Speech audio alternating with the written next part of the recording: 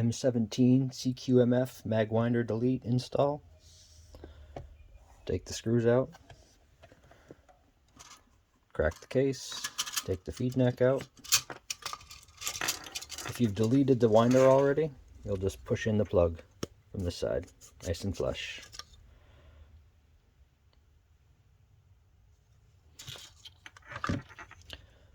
The bushing is on good and tight,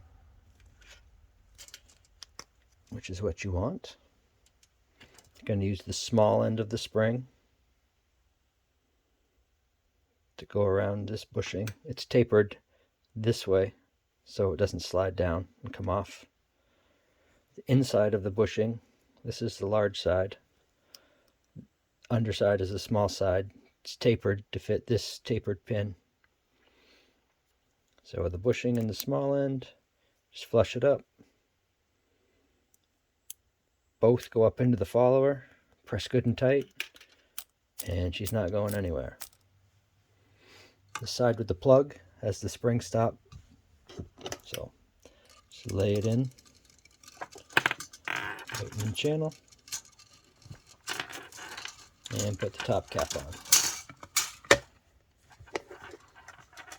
To press the mag spring, square side, square side,